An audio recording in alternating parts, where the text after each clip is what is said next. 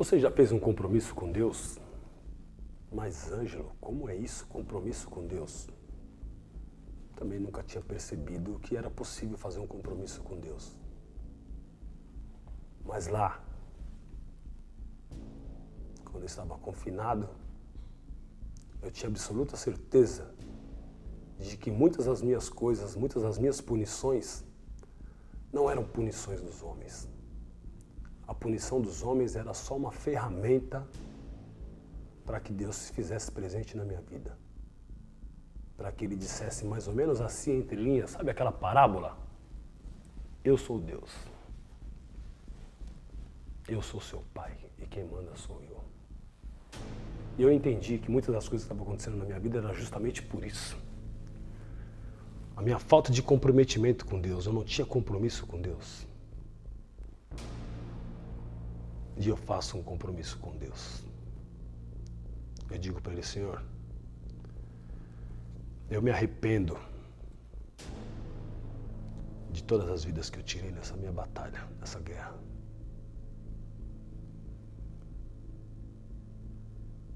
O mundo do crime, ele é tão violento quanto se possa imaginar. A violência que você pratica contra as pessoas, o primeiro alvo é você. Você sofre um impacto muito grande. E eu fiz esse compromisso com Deus. Prometi a Ele que não tiraria a vida mais de ninguém. Mas tive que ser honesto também. Não tem como você mentir para o seu pai. Ainda mais o Pai Celestial, o verdadeiro que por Ele nada passa em oculto. Eu digo, Senhor, eu sou falho. Eu não tiro mais a vida de ninguém. Mas, olha se é possível dizer mais para Deus, colocar uma interjeição, um compromisso com Deus. Mas isso se chama honestidade, você tem que ser honesto. Eu disse, Senhor, a menos que a minha vida esteja em risco ou a de um familiar. Aí, eu sou falho, eu vou ter que me defender, vou proteger minha família. As coisas começaram a mudar a partir desse propósito com Deus. Eu começo a me sentir cada vez mais próximo da liberdade e isso acontece. Eu vou para o regime semiaberto, no regime semiaberto eu começo a mudar a minha vida. Deus começa a me ofertar as coisas boas. A partir desse propósito com Deus, desse compromisso com Deus. E numa época eu tinha uma transportadora e que eu dava emprego para ex-sentenciados. A maioria dos meus funcionários, 95% dos meus funcionários eram ex-presidiários. De regime semiaberto, outros em liberdade, outros em regime aberto. Enfim, toda a produtividade da minha empresa girava em razão dessa mão de obra, que era desqualificada e que eu consegui qualificar e mostrar essa verdade. Mas é certo que nem sempre 100% vai funcionar perfeitamente. Eu tive um problema com um ex-sentenciado, que através de um outro sentenciado, a pedido da esposa desse sentenciado, eu emprego esse outro sentenciado antes mesmo de sair da prisão. Mando uma carta de referência, de trabalho, ele consegue seu benefício e vem trabalhar na minha empresa. Exceção à regra ele foi. Totalmente exceção à regra. Porque todos foram maravilhosos. Eu continuo dizendo que foi uma das melhores coisas que eu fiz na minha vida naquela época. Eu salvei muita gente. Trouxe muitas vidas para o mundo normal a partir desse empreendimento. Eu tinha uma transportadora. Fazia entregas em áreas de risco. E esse funcionário começou a gerar um monte de problemas. Problemas que chegamos numa realidade muito forte e pesada que eu vou te contar agora. Mas antes de continuar essa história, se você achar interessante, se você está curtindo o nosso trabalho aqui, histórias contadas, curte, compartilha, comenta, ativa o sininho. Faça todo esse procedimento, mas eu não vim aqui para falar de internet, de regras de internet, não. Faça o que você bem entender, afinal de contas você é livre. Mas se essa mensagem for boa, ela pode salvar alguém. Ela é libertadora.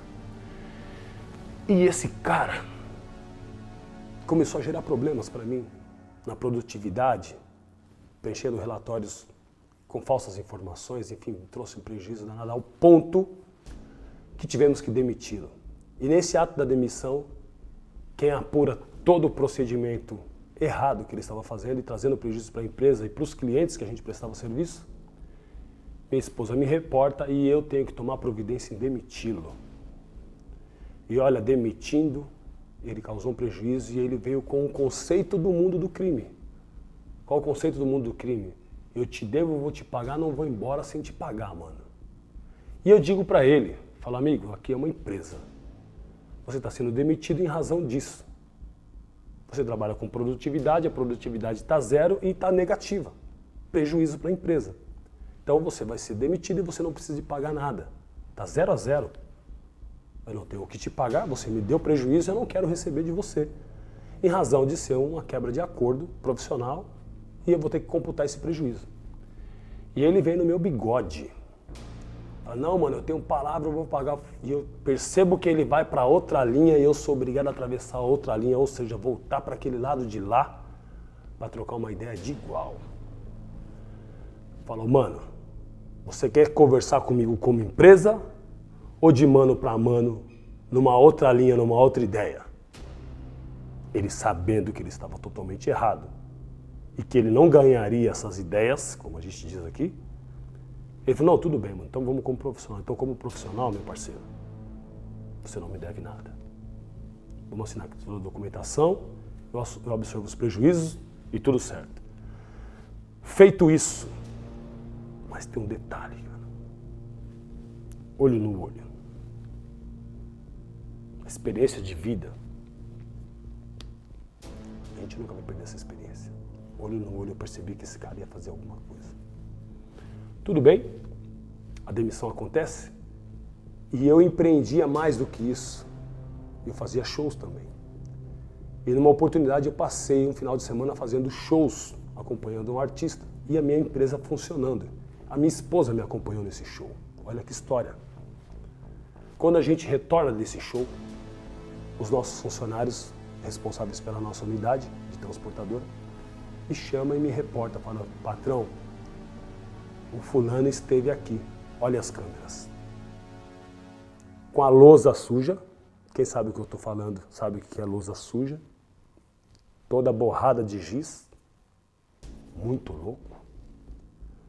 E ele diz bem assim, ele entrou dentro da minha transportadora com o carro dele e diz assim, maluco da vida ele estava, cadê aquela vagabunda? Ele se referiu ao amor da minha vida, a minha mulher. Os funcionários se assustaram com ele, afinal de contas, o pessoal da operação ali pouco tinha experiência com esse universo.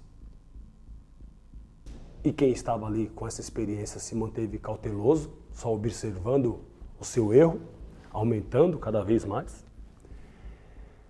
E ele chega a confundir a minha comadre, que se parece muito com a minha esposa, mas ele percebeu que não era minha esposa.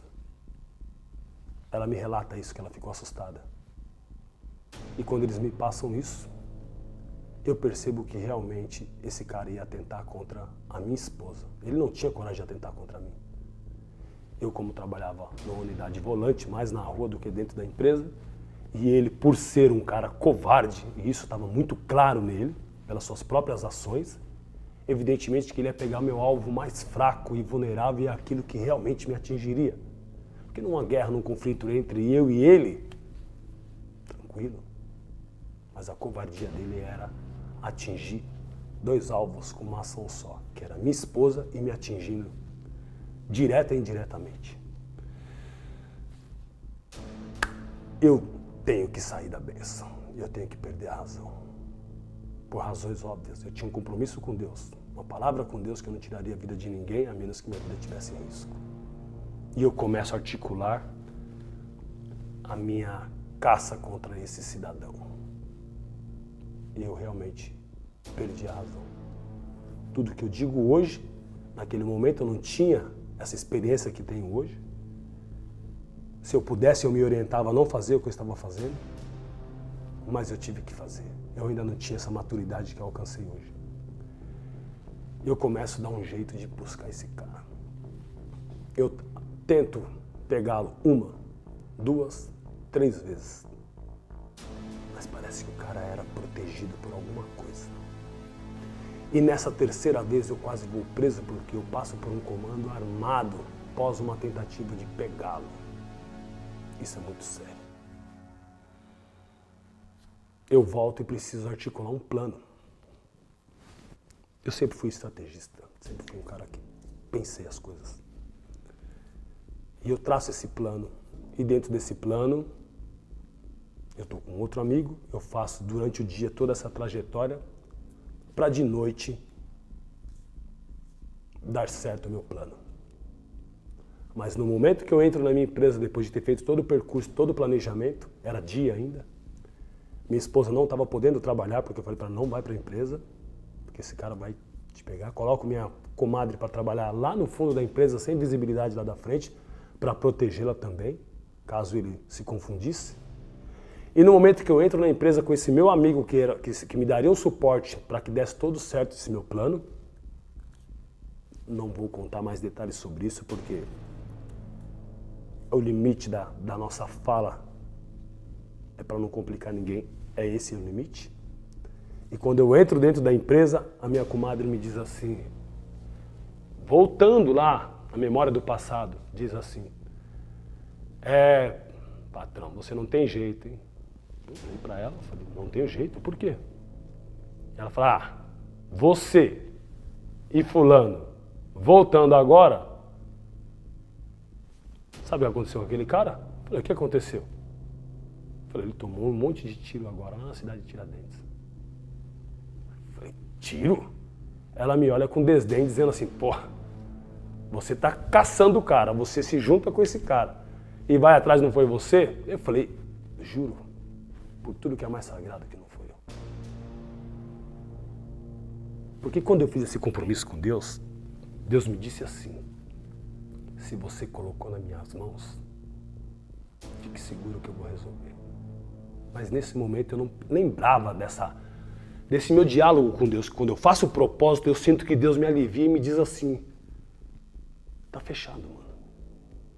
Tá nas minhas mãos. Você colocou nas mãos de Deus, tá resolvido. Eu tô te protegendo, você não precisa sujar suas mãos.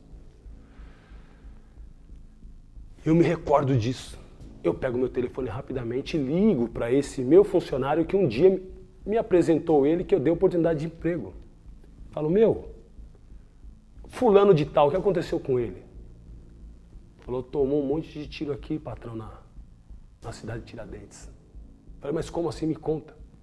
Ele foi roubar um depósito de gás muito louco, com a lousa suja, só andava maluco. Ele não conseguiu fazer esse BO. Se perdeu, o cara acabou tomando a arma dele. A população ali é muito fechada. Segundo me contaram, né? Deram um cacete nesse cara, ó, lixando ele. E esse cara diz assim, não, já que é pra fazer isso, dá um tiro. Não foram vários, foi um tiro, pelo que eu soube.